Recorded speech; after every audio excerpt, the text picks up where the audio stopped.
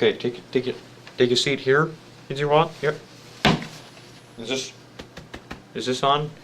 Does this seem to be working? Whew. Getting sweaty.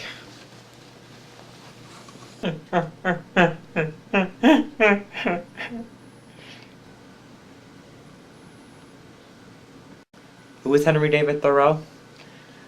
Henry David Thoreau was an American abolitionist, author, historian, lead transcendentalist, philosopher, poet, surveyor, and tax resister. Quite a handful there. I guess you could say he was a multitasker. Henry David Thoreau was born David Henry Thoreau to parents John Thoreau and Cynthia Dinbaugh, and he was named after his deceased uncle, and it wasn't changed until he was about 20, and it wasn't done legally either. I hope that doesn't make him a felon. At only age 16, Henry David Thoreau began attending Harvard University and he studied classics, mathematics, philosophy, rhetoric, and science, and including 6 languages like Greek and Latin, and he also studied grammar and composition, of course. And it was at Harvard when Thoreau was introduced to Ralph Waldo Emerson's works, such as Nature, most notably. It didn't take long for them to. It was later on, though. It wasn't while he was at Harvard when him and Emerson would become best friends, BFFs. Straight after graduation in 1837, Henry David Thoreau became a school teacher and a tutor, and it didn't last long because he decided to change occupations, or just to quit those occupations after a spontaneous canoe trip.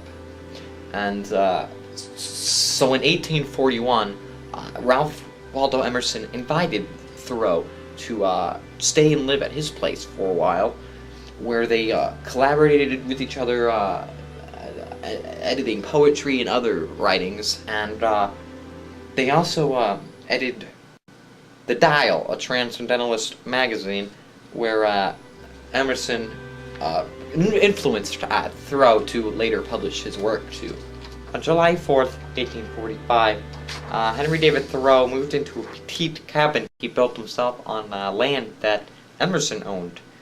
Reasons why he did this was he thought it would get him a lot more writing done and, inspiration. But he also did it as an experiment, what he called simple living.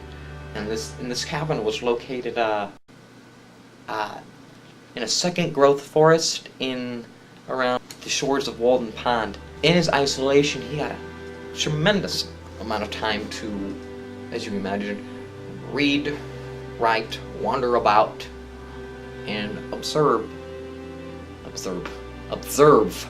nature's beauty, and that's exactly what he did. In 1846, an event took place that would later influence Thoreau to write one of his most famous works called Civil Disobedience. And Thoreau would occasionally go back to Concord to get supplies and whatnot.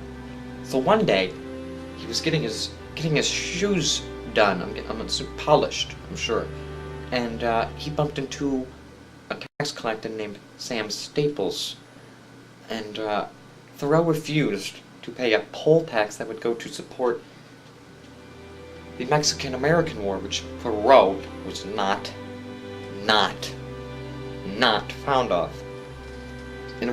So in result of this action, Thoreau was arrested until the next day when his aunt paid the tax, and unwillingly, Thoreau was freed. The journal that Thoreau wrote in as he stayed at Walden Pond would be the source to his Walden Life in the Woods book, his most famous. And in that book, he wrote down ideas on how a person should live adjusted to their own nature, as well as nature to itself. Thoreau left Walden's Pond on September 6, 1847, and returned to Emerson's home until 1849, where he then lived back at home for the rest of his life. Actually, Henry David Thoreau was contracted with tuberculosis, or TB, back in 1835, and one night, during a late night exertion in 1859, he was wandering around and whatnot, counting rings on tree stumps during a rainstorm. Don't ask me why.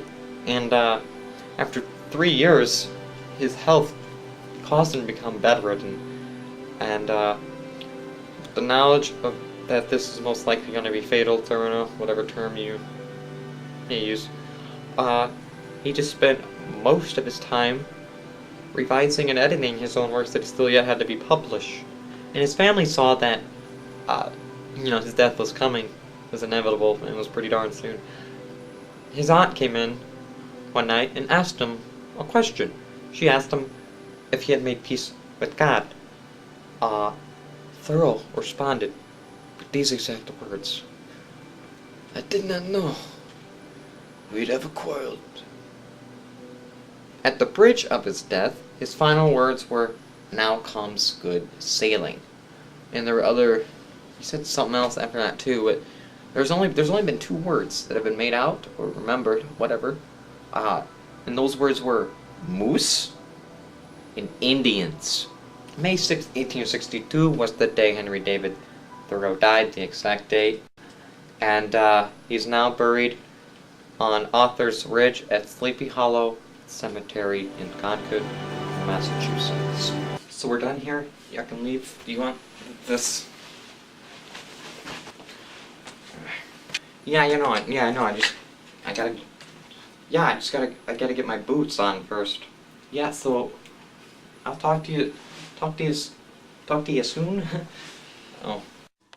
I hoped my hair looked okay.